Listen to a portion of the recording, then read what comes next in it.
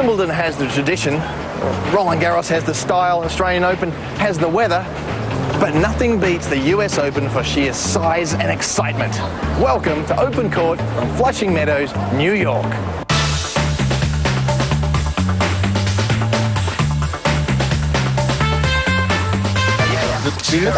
On this month's show, we tee off with the world #1, Rafa Nadal.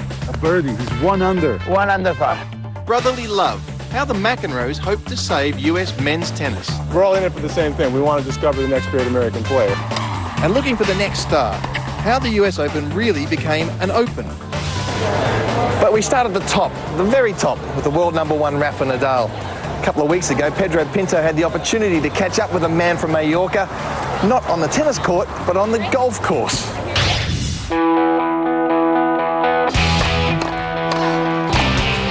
He's practically unbeatable on the court and untouchable off it.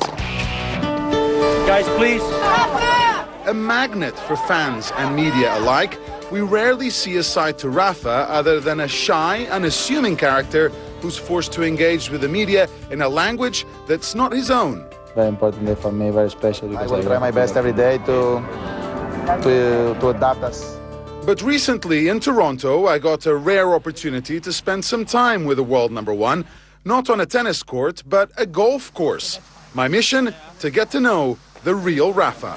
Good to see you. Good to see you. Yeah? You ready? I'm ready. Yeah? I hope so. Okay, I'm feeling very confident, I have to tell you. Me too. Okay. Okay, I think I'm more confident than you, though. We'll see. This, I have to tell you, was pure bluff. Rafa has a handicap of 7, and the last time I played golf was probably when I was 7. Hey, I really need some help. I need a crash course. Can you help me?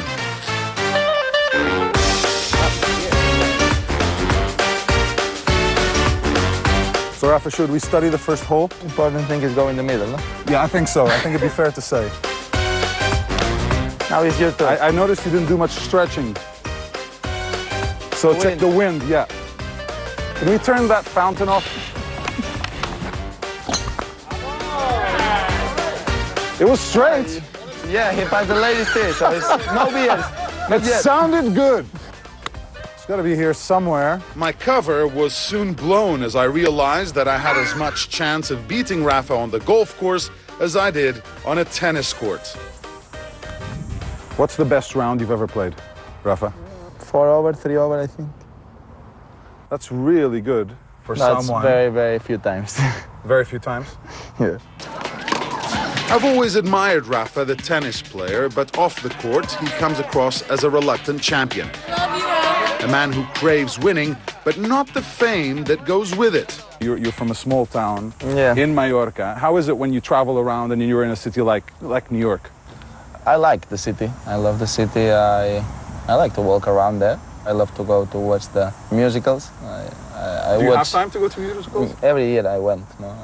I went to the Phantom of the Opera like 6 times because I love. Really? Yeah. Why do you like that so much? Is it the music? The music. Is it the story? I love the music. You're okay with being famous? Yeah, no problem for me. No, I think I'm very lucky because when I come back at home, I have completely normal life. So that's very important for me. When I go back at home, enjoy like everyone. I can go out for party. I can relax, playing golf, fishing, doing what I want, and that's really important for me, because I know when I finish the tournament, I'm gonna have the relax at home. Nice, Pedro. Nice one. Wow. It wasn't bad for you. I surprised you a little bit. For your level, it was good. For my level, it was good. I'm going to quit while I'm ahead, okay? That's my last shot of the day. I'm going to caddy for you the rest of the way. Try to channel my knowledge into your club. That's a good decision. Okay. I'd go for an 8 or a 9. Maybe when we got... Do you agree with that? No. No? Well, it's a shame because I'm the caddy here, so... What do you think? Left or right a little bit? Can't see the hole anymore. Okay, there we go. I think left.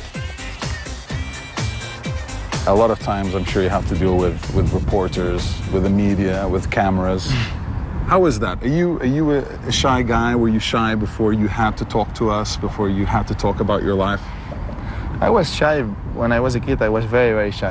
Right now, I think I improved a lot the personality on these cases. No? So I am okay, and I usually speak with the media and with the people, and well, with my English, still a little bit shy because my English is still bad, but I feel a little bit better now than before. Rafa's year has been nothing short of remarkable. His recurring knee injury forced his retirement from the Australian Open in January, but 3 months later, he was back, and better than ever. He silenced all his doubters with a historic clay slam, winning all 3 Masters on clay and a 5th French Open title. The new world #1 followed this up with his 2nd Wimbledon crown. Rafa, you had an amazing summer so far. Tell me how it felt. Well, just amazing for me, more than a dream, because, I didn't win a tournament since Rome 2009, so it was 11 months without winning a tournament, so that wasn't an easy time for me, especially with the injury on the knees. But what I really wanted to know was just how close he came to quitting when injury problems and the breakup of his parents' marriage forced him to take a break from the game last year. Was that the lowest moment, when you couldn't come back and play? Maybe. What were you feeling when you were at home? It was a hard month there. After that retirement on Wimbledon, it was probably one of the hardest months of my career. Did you ever doubt that you're going to make that comeback? How hard did you work? Sure, I have doubt, like everybody, and I worked hard to be at my level, my best level in all time. But sure, I have doubts, and in that moment I didn't know if I'm going to be another time at my best. How much did the personal problems with your parents at the time affect you as well? Was that tough to deal with? Well, sure, it's a change on your life, so it wasn't an easy moment for me. But it happened very often at these moments for everybody, so just accept that and just accept the change. I always suffer for my mom, for my dad, for my sister, so that makes me think more in other things than tennis, but not for that reason I lost the matches. My real problem inside the court was the knees. For you, the fact that your coach is your uncle, does that give you more stability? For me, especially my uncle, for sure now is very important, but in Spain, and especially I think in Mallorca, the family is very important because you see the family almost every day, or every day. Well, I live with my family. They makes me feel good always, because anyway, if I won, when I started to be famous or nothing, the relationship never changed with my friends, with my family, with no one. I don't know how useful this is, Rafa, but that tree is 240 yards away. Perfect. Okay? Amazing line. He took the tree as a reference and went the other way. I know you like your football statistics.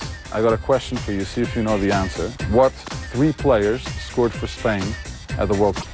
Villa, Iniesta, and the other one was, let me think. First, So I'm actually going to beat him at something? This is my job, I didn't remember. Carles Puyol. Puyol, against Germany, semi-finals, yeah.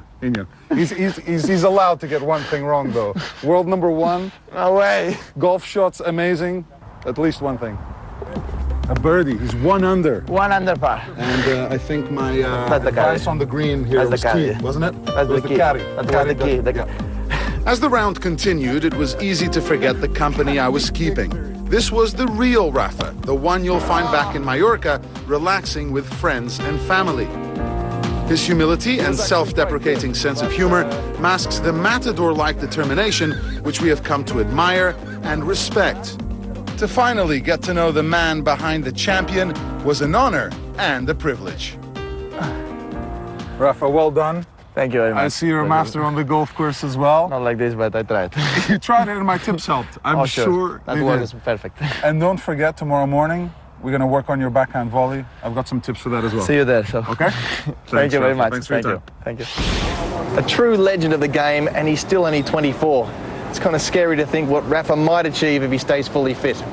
Time to take a little break. And on the other side,